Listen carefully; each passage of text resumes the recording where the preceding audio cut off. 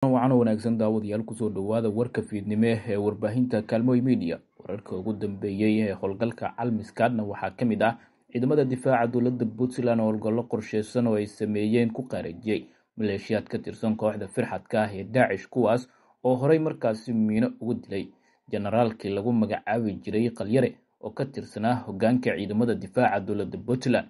intayna gudagalin faahfaahinta wararkii ugu dambeeyay howlgalka iyo sidoo kale xubnaha lagu dilay, hadday tahay booqashadaadii ugu horreysay kusoo bir bartan oo subscribe saaro, gambaleelka furo, muuqaalkana like saar si uu meel dheer u gaaro. Like waxay ka qayb qaadanaysaa in muuqaalka meel dheer u gaaro. Dhinaca Facebooka haddii aad nagala socotona kusoo bir barta Facebooka oo follow soo dheh, muuqaalkana like iyo shareta ha ka hilmaamin. Dhinaca Facebooka waa muhiim inaad markaasi ka mid noqoto saaxiibada sida joogtada ah nogala socda. Haddii dhinaca YouTube-ka aad nagala socotana waad ku mahadsan tahay oo aad ka mid tahay saaxiibadii horey noogu soo biray. Kaliya muuqaalkan like saar si uu meel dheer u gaaro. Inta aad daawanayso ha ka hilmaamin like-ta.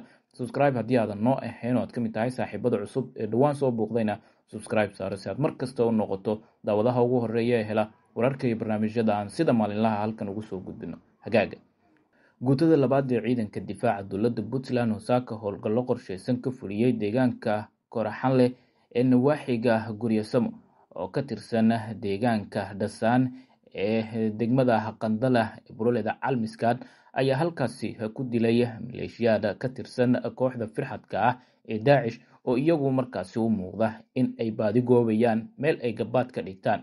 waxaana ciidamada difaaca dowladda Puntland u suura gashay in gebi ahaanba ay cagta mariyaan maleeshiyaadkii saaka ay markaasi ugu tageen dhammaan deegaanadii ay howlgallada ka fuliyeen. warka ka soo baxay howlgalka Calmiskaad ayaa waxaa markaasi lagu xaqiijiyey in ciidanka saaka ay dileen 5 ka tirsan maleeshiyaadka argagixisada ah ee Daacish ee firxadka markaasi weli ku jooga Buuraleyda Calmiskaad keeba ka mid ah.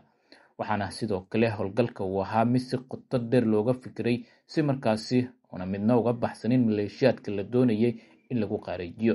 waxaa sidoo kale nolosha lagu qabtay mid ka mid ah maleeshiyaadka firxadka ahaa sida markaasi uu xaqiijinayo xafiiska warfaafinta ee howlgalka Calmiskaad ee Buuraleyda ka soconaya. waxaana sidoo kale deegaanka Guryasamo uu markaasi dhaca aagga Dhasaan ee degmada Qandala ee Calmiskaad uu hadda markaasi u muuqda in howlgalladii ugu dambeeyay cagta lagu mariyay maleeshiyaadkii firxadka ahaa ee iyagu halkaasi gabaadka ka dhiganayay, sida markaasi lagu xaqiijiyey qoraalka ka soo baxay ciidanka difaaca dowladda Puntland. howlgalka Calmiskaad ayaa markaasi warka ka imaanaya waxa ay intaasi kusii darayaan in kooxda saaka markaasi lagu dilay howlgalka qorsheysan ay ahaayeen raggii miinaystayaasha ahaa oo dhowaan markaasi qaraxa u dhigay Allah u naxariistee marxuum generaal Qalyare. waxaana markaasi qorshahooda uu ahaa inay dhigaan minooyin kale si ay ugu waxyeeleeyaan ciidamada difaaca dowladda Puntland. 5 dhagar qabe ka tirsanaa firxadka maleeshiyaadka kooxda Daacish ee ajaanibta ahaa ayaa waxaa muuqata inay markaasi qorsheynayeen fulinta howlgallo kale oo ay markaasi ku waxyeeleeyaan ciidamada difaaca dowladda Puntland. howlgalladii ugu dambeeyay oo ahaa kuwa si qorsheysan ay ciidamada difaaca dowladda Puntland uga soo shaqeeyeen ayaa waxaa markaasi ay muujinayaan inay ka gaareen guulo waaweyn oo markaa wax ku ool ah, isla markaana ay dhabarka ugu jibiyeen maleeshiyaadkii firxadka ahaa ee Daacish ee halkaasi ku dhuumaaleysanayay. wararku waxay intaasi ku darayaan in howlgallada maanta ka dhacay qaybo ka mid ah Buuraleyda Calmiskaad, gaar ahaan deegaanka Guryasamo oo dhaca nawaaxiga Dhasaan ee degmada Qandala ee Buuraleyda Calmiskaad ay ahaayeen kuwo markaasi guulo waaweyn ay ku gaareen ciidamada difaaca dowladda Puntland. ciidamada difaaca dowladda Puntland oo maalmihii ugu dambeeyay waday howlgallo saf ballaaran ah oo ay doonayaan inay gebi ahaanba cagta ay ku mariyaan haraadiga firxadka maleeshiyaadka Daacish ee weli gabaadka ka dhiganaya Buuraleyda Calmiskaad ayaa hadda u muuqday inay gaareen guulo waaweyn oo markaasi muhiim u ahaa ciidamada waqtigani. howlgallada ayaa waxay ku soo aadayaan xilli dhowaan markaasi kooxda maanta la qaarajiyay ee 5 ah mid ka mid ahna gacanta lagu dhigay isagoo nool ay horey markaasi miino ugu aaseen mid ka mid ah saraakiishii ugu muhiimsanaa ciidamada difaaca dowladda Puntland oo lagu magacaabayay Qalyare, kaasoo dhowaan markaasi lagu aasay magaalada Boosaaso ee xarunta gobolka Bari. generaalka ayaa isagu markaasi deegaan ahaan waxuu ka soo jeeday deegaanada gobolka Sool ama maamulka Waqooyi Bari, waxaana in muddo uu markaasi qayb ka ahaa howlgalka ka soconaya Buuraleyda Calmiskaad. inta uu mar ayuu ku dhaawacmay howlgalka inta uu socday, waxaana markii uu soo caafimaaday kadib uu mar kale uu dib ugu soo laabtay howlgalka lagu ciribtirayo firxadka kooxda Daacish. ciidamada difaaca dowladda Puntland ayaa si labalaabay howlgallada ay ku baxsanayaan haraadiga firxadka maleeshiyaadka kooxda Daacish oo ay markaasi ku ceersanayaan barxadaha bannaanada iyo sidoo kale goobaha markaasi keymaha ah ee buuraleyda Calmiskaad. goobaha keymaha ay buuraleyda Calmiskaad oo ay doonayeen in firxadka ay gabaad ka dhigtaan ayaa waxaa muuqata inaysan u suuragelin oo ay markaasi ku nagaani waayeen kadib markii gulufka ciidamada difaaca dowladda Puntland oo si dardar leh ku socda uu goob kasta markaasi uga daba tegayay. howlgalka Calmiskaad ee ciribtirka kooxda firxadka ah ee maleeshiyaadka Daacish ayaa hadda waxa uu marayaa heer gabagaba sida markaasi ka muuqata guulaha isdaba joogga ah ee ay gaarayaan ciidamada difaaca dowladda Puntland. 24 saac ee lasoo dhaafay waxaa kooxda firxadka ah ee maleeshiyaadka Daacish uu ahaa mid aad ugu adag kadib markii ciidamada ay bilaabeen howlgallo markaasi aan kala joogsi lahayn iyadoo dhinaca cirkana ay ka socdaan duqeymo ay fulinayaan saaxiibada caalamiga ah.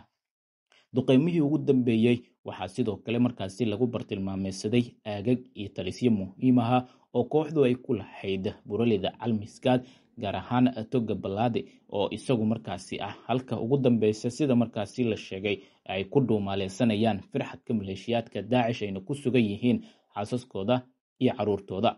dhinaca kale ciidamada difaaca dowladda Puntland ayaa waxaa markaasi ay wadaan baaritaano ku aadan goobihii ay markaasi suuragalka tahay in ciidamada markaasi lagu waxyeeleeyay xilli hore, sidoo kalena ay markaasi doonayaan in mar kale ay ka feejignaadaan khataraha. waxaana baaritaanada ay wadaan ka mid ah in wadooyinka ay ka baaraan miinooyin ay geliyeen kooxaha markaasi firxadka ah ee maleeshiyaadka Daacish. kooxda ayaa hadda keliya isugu soo hartay inay miinooyin ku aasto wadooyinka si ay ugu waxyeeleyso ciidamada difaaca dowladda Puntland.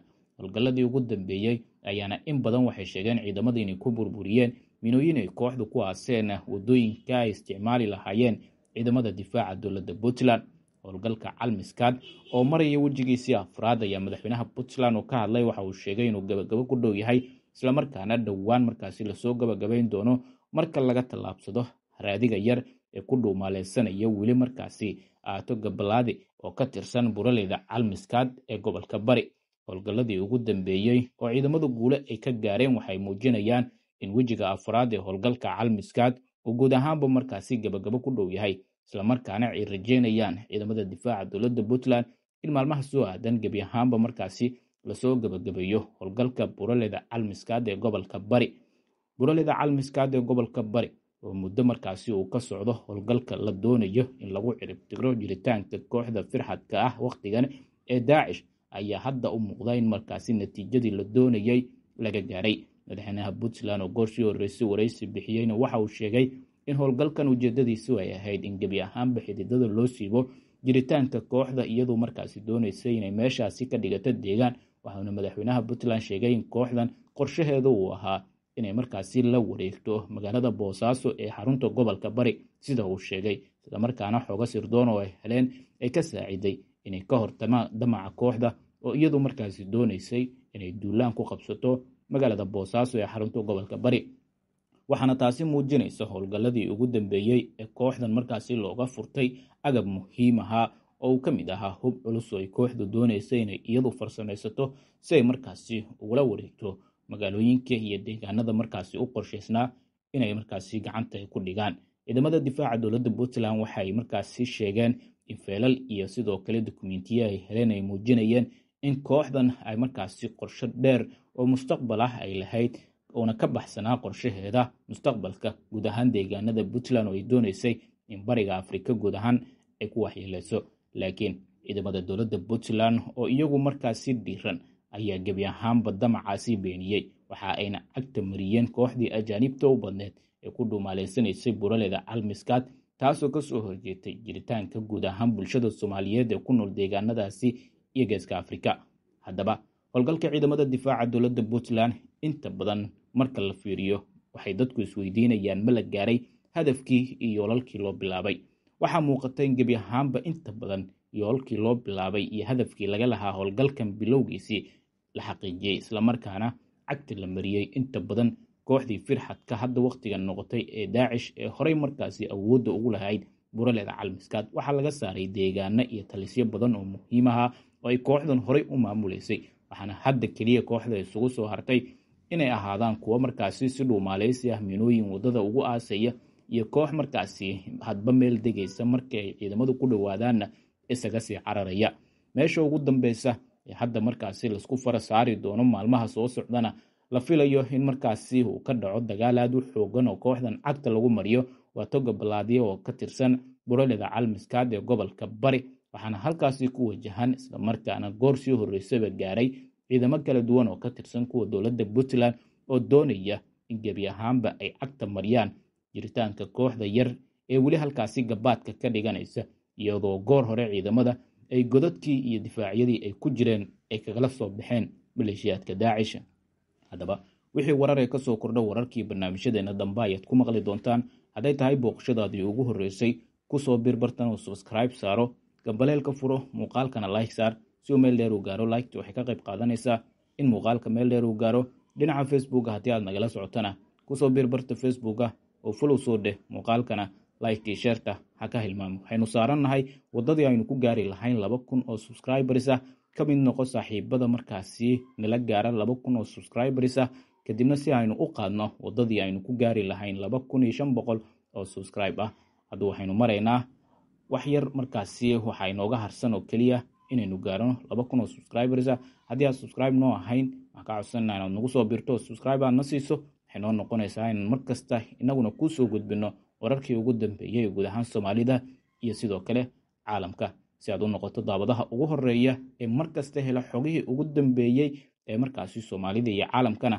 waxaa kaa saacidaysa kaliya inaad channelkan subscribe saarato, gambaleelka aad furato, muuqaalkana aad like saarto si uu meel dheer u gaaro. Like waxay ka qayb qaadanaysaa in muuqaalka meel dheer u gaaro. waxaana mar kale ku xasuusinaynaa inaadan hilmaamin in channelkan subscribe saarato, muuqaalkana aad like saarto.